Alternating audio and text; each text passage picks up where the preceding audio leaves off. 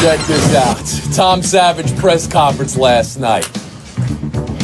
Nobody showed up. Where were you people?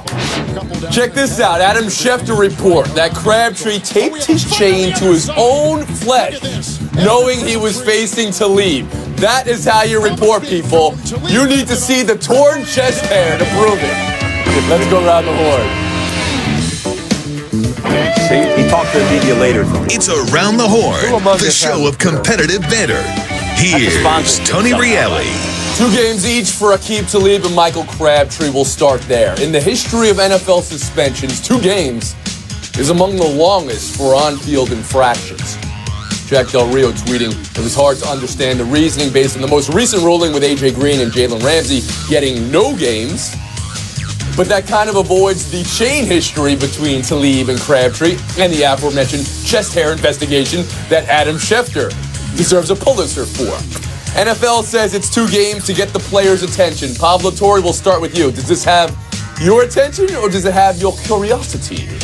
It has my curiosity because this feels excessive according to the history of how these things are punished. Since 1920, according to the database Football Zebras, which is comprehensive on this stuff, only 7 instances have triggered multi-game suspensions. And the other ones on that list tend to be stomps and illegal hits, defenseless players, really serious stuff. And so the NFL does want to stomp this kind of behavior out, so to speak. But what I worry about is that they don't fully appreciate how fun this story is. Like, I understand you want to eradicate these feuds, these blood feuds from the face of the planet, but some of the stuff I praise the NBA for instance, the soap opera, the blood feuding, this is kind of hilarious and amazing in its own way, and I just hope the league office realizes this is kind of good for business in its own weird way. KB, do you share Pablo's own weird opinion that this is good for business?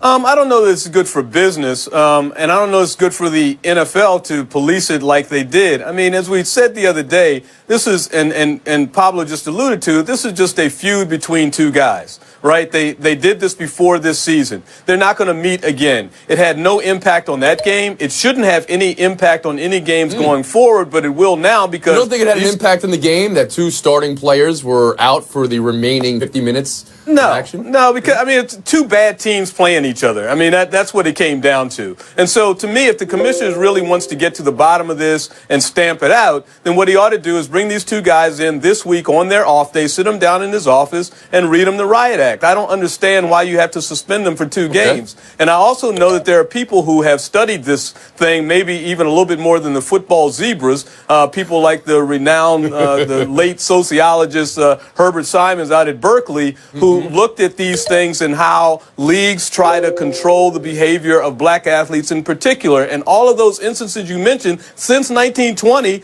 of guys being suspended for multiple games are of black athletes. Don't see that in other sports like hockey. Don't see that in baseball. In fact, Bill Plaschke wrote a brilliant column about it a few years ago when a Diamondbacks-Dodgers brawl broke out, and the Dodgers front office tried to dismiss it as being just part of the history of the game. It's not. It shouldn't be in any sport, but don't just come down on these guys. A lot of food for thought there from Professor Blackistone. Tim Calishaw, you have a view of it?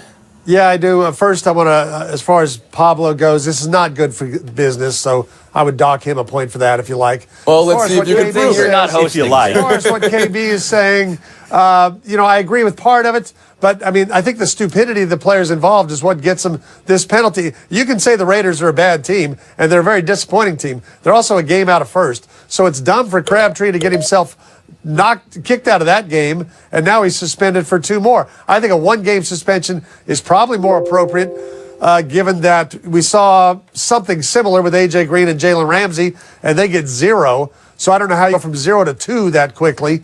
But the fact that it's carried over from last year and it's about a chain, they're just trying to say, get this silliness out of the league. Bill Plaschke. I think it was very excessive because it wasn't about the fight. To me, it was about the visuals of the fight. It was about the fact that it's almost like these players are being penalized because the owners are mad that players take a knee during the national anthem. They're mad at the decreased TV ratings. They're mad at how the public is looking at the league. The ratings are down, and I think they're transposing this and saying it's all kind of conflating it to be the same thing. Is that this is another example? The fans thinking all these players are reckless, they're violent. The fact that the helmet was off off of Crabtree, I think made it even worse. It's like, this is a real human being out here fighting.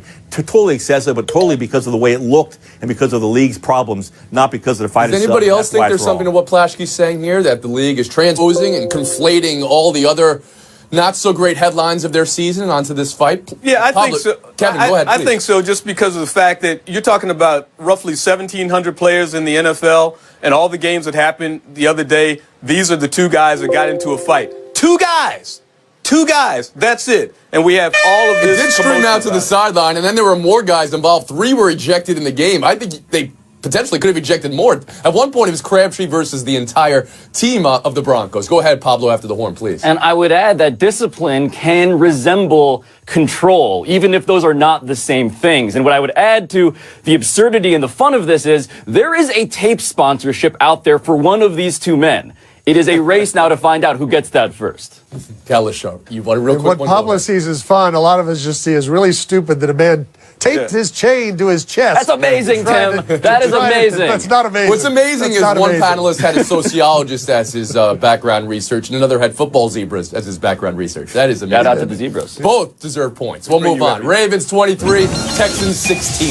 If the season ended today, Baltimore would be in the playoffs. Wild card 2. Have a tiebreaker over Buffalo. Kevin, Ravens look like a playoff team to you last night? No, because you know what? They beat another team without a quarterback. Do you know that their 6 wins this year have come against quarterbacks with an average rate QBR of 35.8? 35.8, which oddly enough is slightly better than Joe Flacco's QBR this year. But it just gives you an idea of where they're at as a team right now. Their defense obviously is lights out and they shut down everybody. But I just don't know if that offense can. So that's a no from Blackistone. Let's work our way west here. Kalisha, how about you? Playoff team I just think the Baltimore Ravens look a lot like the Baltimore Ravens. They're really good on defense, they're great on special teams, and they're incompetent on offense. A couple of weeks ago, Alex Collins had a 100-yard rushing game, and I thought, well, they're going to find something here and go to that. They haven't been able to sustain that. Flacco can't find any of his receivers, so the offense is terrible. They will make the playoffs as a wild card team, but they'll go on the road and they'll be done because they can't score. Blaschke, did you see a playoff team last night? Well, this defense is better, actually, than the one that won the Super Bowl last time. So you can say that. However, the offense is in the last 15 years, nobody's finished last in the league in passing yards and made the playoffs in 15 years. They're last in the league in passing yards. Their own fans were booing them in the fourth quarter. I think, again, the defense is great, but at some point, they're going to fall behind and they have to come back and win. You say the defense isn't just great. You say it's better than the defense that won the Super Bowl. But the offense is so much worse. Does anybody believe that? Let's start with that one. Is this better than the defense that had Ed Reed, Ray Lewis? Is it a better? Kalisha, you can answer that. Yes, it is, because actually that defense was okay. That was nothing like the 2000 defense that was one of the greatest of all time. They had some good players, but they're probably better now. Blaschke was right on that one. They're number 2 in points allowed right now, which I think is right up there with that best ever defense. And now Pablo Torre.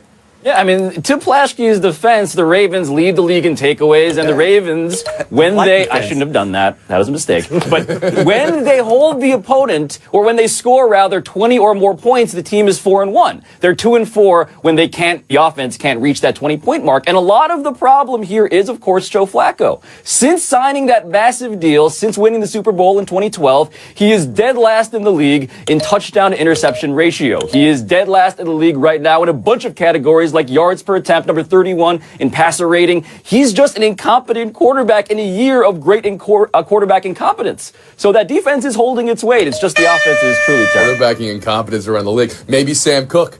Maybe Mohamed Sanu Jr. should be playing quarterback in this league. These guys have perfect ratings in their career when they're throwing the ball. Highlight of last night's game for me was nobody showing up to Tom Savage's press conference.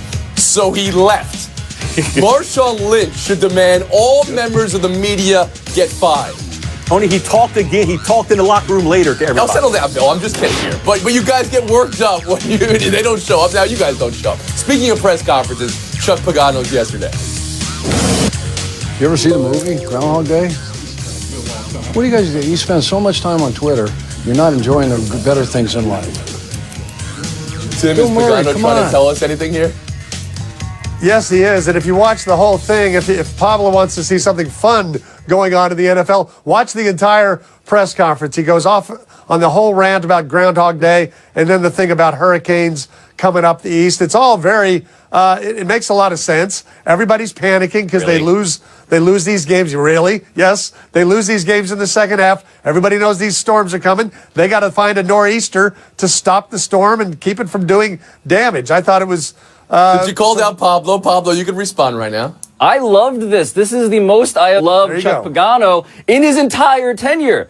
But, Tim, this is defined by the fact that the dude looks and sounds like he just had one of Woody Page's legalized edibles. Like, this is one of those things where his insanity and absurdity is what's glorious about this. And if there is brilliance here, it is the fact that he chose Groundhog Day to describe a situation that really is so perfect when describing the press conference as a concept, right?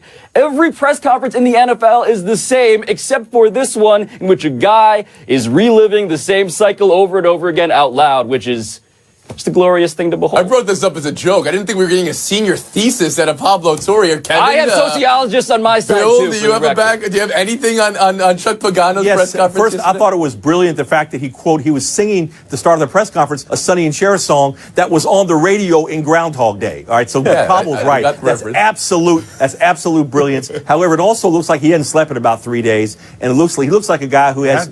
who has survived cancer and realizes there's things a lot more important in life than a job, and also a guy that may know his job is probably going to end in a couple of weeks. That's what it looks like to me. KB? Yeah, absolutely. The wind that's brewing out there that he's predicting is going to blow him out of a job as head coach of the Indianapolis Colts. It's kind of like the joke about the light at the end of the tunnel. It's actually a train coming at you. But good for him to find some way to have some levity with it and to make a normal press conference entertaining for the rest of us.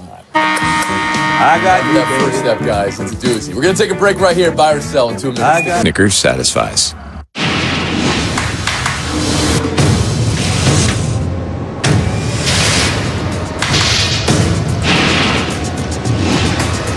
Nuggets Jazz at 10, tonight on ESPN. Buy or sell. Let's start with the Memphis Grizzlies firing David Fizdale. Take that for data. They would take that for data tributes all over the internet last night. LeBron wondered aloud if Memphis made Fizdale the fall guy. Fizdale used to be an assistant in the Miami Heat. That's their history. 8 straight losses for Memphis, benching of Gasol on Sunday. Jeff Calkins' commercial appeal, he's a great man, but he's not a fall guy. He's a guy who couldn't find a way to get along with his best player. Talking about Gasol. Bill, what are you buying, what are you selling from all the blame game? Jeff Calkins is a great man, but no, Fizdale was a fall guy. He'd been there 1 year. He made the playoffs during that season. This year, Mike Conley gets hurt. They're 0-7 without Conley. He was fired because he couldn't get along with Marc Gasol, and Marc Gasol shooting less than 40% during this recent skid. It makes no sense to me. Tim Kalishaw? Yeah, I wonder how many teams have actually beaten Golden State and Houston this year. Memphis did it the first week of the season, back when they were fairly healthy. Now that they're not, things are falling apart. But, hey, if you don't have a good relationship with your best player or the best current player, active player, the player's going to win that fight. And if it gets to that point, that's what happens. And that's what happened in Memphis. KB? Yeah, but he shouldn't be winning this fight. And you know what? I guess now we can label Marc Gasol a coach killer because this is absolutely ridiculous. Yeah. Conley is the best player on that team, the most important player on that team at point guard. That's why they gave him all that money. And while he's out, there's no one to stir that drink. And that's the problem with that team. Pablo Torre. But Coach Killer is a funny label to me because the front office and the ownership still has to do the actual act of firing the guy. And there is a clear incentive. If you're this team, this franchise, and you built a roster that's flawed, Mike Conley getting hurt all the time, Marc Gasol being past his prime, there is incentive for them to distract from the fact that they are responsible for these players who aren't going to get them anywhere close to where they want to go. Right. The Conley deal is $150 million. He's not even halfway through that yet. Gasol's over 30 now, and his numbers are going down. But LeBron's comments there about the fall guy. He had a busy night last night. He was rallying for his former assistant coach in Miami, and he had 30, 13, and 6 in the master pupil game versus Ben Simmons, which is also the present future game versus the Sixers. And it was also the long walk unspoiled game. How is that not in travel in the NBA? Tim, what's your takeaway from it all?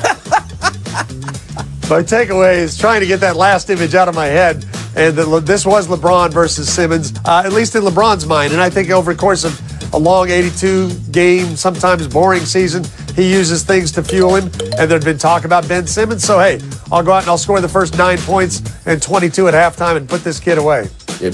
But I think what's been fueling LeBron is the fact that we've been talking about how poorly the Cleveland Cavaliers have been playing, how they haven't been gelling, how they really miss Isaiah out there, how they can't score, how they can't stop anybody. Now they're on a winning streak. And guess what? Jay Crowder stepped up last night guarding Ben Simmons. That's what he was brought in there to do. Corey. Well, on the one hand, LeBron in year 15 is in some ways better than year 14, 13, 12, which is truly, truly absurd. But the defense here, I think, is an even bigger story. 40% from beyond the arc opponents were shooting against the Cavs in the first dozen games. Last 8, 30%, and the Sixers were 3 of 28 from 3 last night, which is key to winning, of course, in the modern NBA.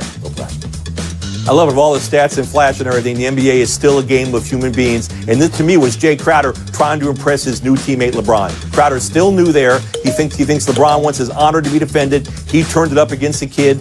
That was the story. Simmons sprained ankle late in the game. X-rays negative today. Philly can breathe. Yeah. Let's move on.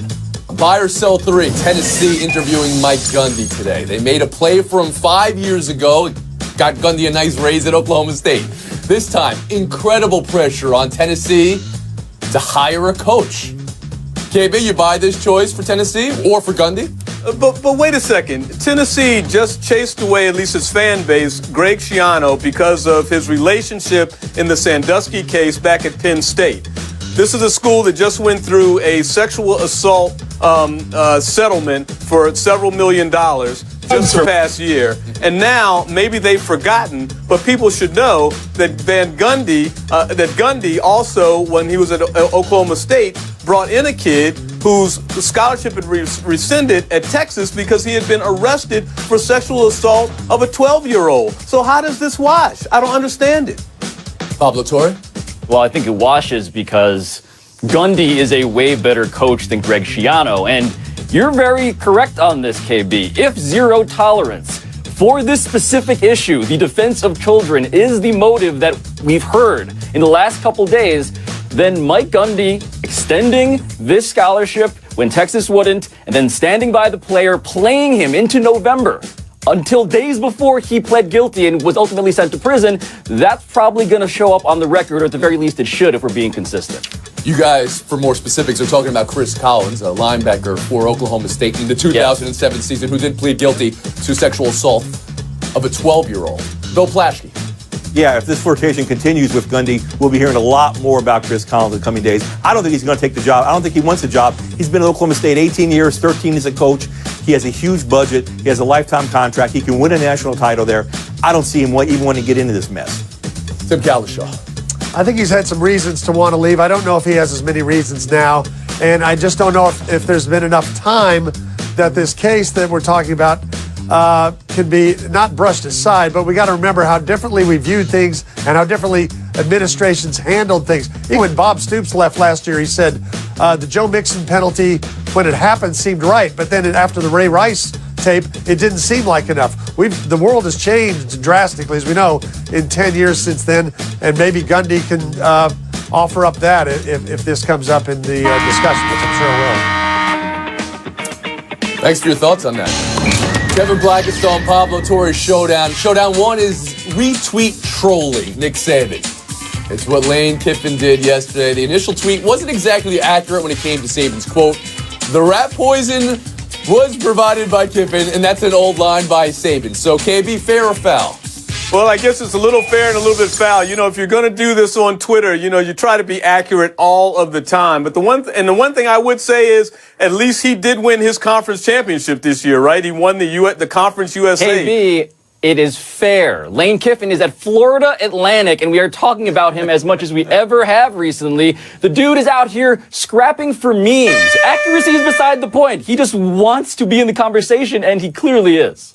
Deal with it. Boy, Pablo Torre. Showdown 2, Niners undecided about their starting quarterback this upcoming Sunday.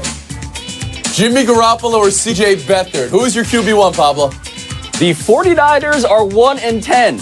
Fans are desperate for any breadcrumb. If you're not going to start Garoppolo now just to appease them, why not? And they got more than a breadcrumb last weekend. They got a half a loaf because Garoppolo came in relief and threw a touchdown. So let's have fun. Take the bubble wrap off. Is the Shanahan playbook that very difficult? impressed. You stand by your conviction, Blackistone, and arguing the same thing Pablo did right before you. But I liked it better the first time I heard it. We'll give it FaceTime, Pablo Estore.